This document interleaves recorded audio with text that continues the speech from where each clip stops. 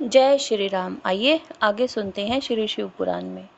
काल को जीतने का उपाय, नवदा शब्द ब्रह्म और तोंकार के अनुसंधान और उससे प्राप्त होने वाली सिद्धियों का वर्णन।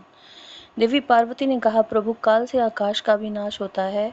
वह भयंकर काल बड़ा विकराल है। वह स्वर्ग का भी एकमात्र स्वामी है। आपने उसे दग्ध कर दिया था, परंतु अनेक प्रकार के स्रोतों द्वारा जब उसने आपकी स्तुति की, तब आप फिर संतुष्ट हो गए और वह काल पुनः अपनी प्रकृति को प्राप्त हुआ, पूर्णतः स्वस्थ हो गया। आपने उससे बातचीत में कहा, काल, तुम सर्वत्र विचरोगे, किंतु लोग तुम्हें देख नहीं सकेंगे। आप प्रभु की कृपा दृष्टि होने और वर मिलने से वह काल जी उठा और उसका प्रभाव बढ़ गया। अतः महेश्वर, क्या यहाँ ऐसा कोई साधन है जिससे उस काल को नष्ट किया जा सके? यदि हो तो मुझे बताइए, क्योंकि आप योगियों में शिरोमणि और स्वतंत्र प्रभु हैं। आप परोपकार के लिए ही शरीर धारण करते हैं। शिव बोले, देवी श्रेष्ठ, देवता, दैत्य, यक्ष, राक्षस, नाग और मनुष्य, किसी के द्वारा भी काल का नाश नहीं किया जा सकता, परंतु जो ध्यान परायण योगी है, वे शरीरधारी होने पर भी सुखपूर्वक काल को नष्ट कर देते हैं। वरारोहे, यह 5 भौतिक शरीर सदा उन भूतों के गणों से युक्त ही उत्पन्न होता है और उन्हीं में इसका लय होता है। मिट्टी की देह मिट्टी में ही मिल जाती है। आकाश से वायु उत्पन्न होती है, वायु से तेजस प्रकट होता है, तेज से जल का प्राकट्य बताया गया है और जल से पृथ्वी का आविर्भाव होता है। पृथ्वी आदि भूत कमर्ष्य अपने कारण में लीन होते हैं। पृथ्वी के 5, जल के 4, तेज के 3 और वायु के 2 गुण होते हैं। आकाश का एकमात्र शब्द ही गुण है। पृथ्वी आदि में जो गुण बताए गए हैं, उनके नाम इस प्रकार हैं: शब्द, स्पर्श, रूप, रस और गंध। जब भूत अपने गुण को त्याग देता है, तब नष्ट हो जाता है, और जब गुण को ग्रहण करता है, तब उसका प्रादुर्भाव हुआ बताया जाता है। देवेश्वरी, इस प्रकार तुम 5 भूतों के यथार्थ स्वरूप को समझो। देवी, इस कारण काल को जीतने की इच्छा वाले योगी को चाहिए कि प्रतिदिन प्रयत्न पूर्वक अपने अपने काल में उसके अंशभूत गुणों का चिंतन करे। योगवेता पुरुष को चाहिए कि सुखद आसन पर बैठकर विशुद्ध श्वास द्वारा योगाभ्यास करे। रात में जब सब लोग सो जाएं, उस समय दीपक बुझाकर अंधकार में योग धारण करे। तर्जनी उंगली से दोनों कानों को बंद करके 2 घड़ी तक दबाए रखे। उस अवस्था में अग्नि प्रेरित शब्द सुनाई देता है। उसमें संध्या के बाद का खाया हुआ अन्न क्षण भर में पच जाता है और संपूर्ण रोगों और ज्वर आदि बहुत से उपद्रवों का शीघ्र नाश कर देता है। जो साधक प्रतिदिन इस प्रकार 2 घड़ी तक शब्द ब्रह्म का साक्षात्कार करता है, वह मृत्यु और काम को जीतकर इस जगत में स्वच्छंद विचरता है और सर्वज्ञ व समदर्शी होकर संपूर्ण सिद्धियों को प्राप्त कर लेता है। जैसे आकाश में वर्षा से युक्त बादल गरजता है, उसी प्रकार शब्द को सुनकर योगी तत्काल संसार बंधन से मुक्त हो जाता है। तदंतर योगी द्वारा प्रतिदिन चिंतन किया जाता हुआ वह शब्द क्रमशः सूक्ष्म से सूक्ष्मतर हो जाता है।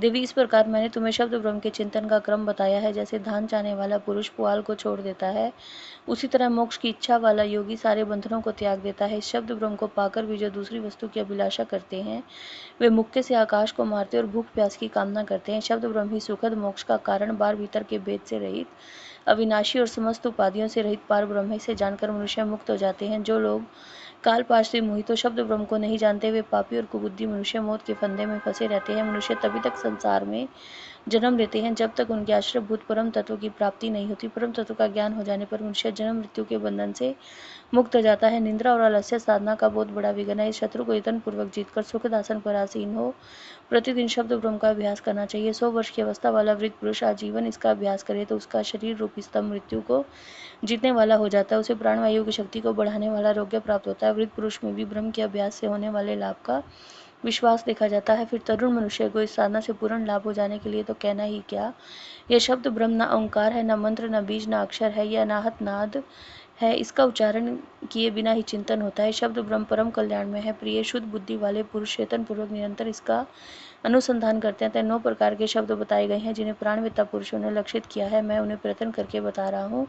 उन शब्दों को नाद सिद्धि भी कहते हैं। वे शब्द क्रमशः इस प्रकार हैं: घोष, कांस्य, श्रृंग, घंटा, वीणा आदि, बांसुरी, दुदुम्बी, शंख और नवा मेघ गर्जन। इन 9 प्रकार के शब्दों को त्याग कर ओंकार का अभ्यास करें। इस प्रकार सदा ही ध्यान करने वाला योगी पुण्य और पापों से लिप्त नहीं होता। देवी, योगाभ्यास के द्वारा सुनने का प्रयत्न करने पर भी जब योगी उन शब्दों को नहीं सुनता और अभ्यास करते करते मरणासन हो जाता है, तब भी वह दिन रात उस अभ्यास में ही लगा रहे। ऐसा करने से 7 दिनों में वह शब्द प्रकट होता है जो मृत्यु को जीतने वाला है।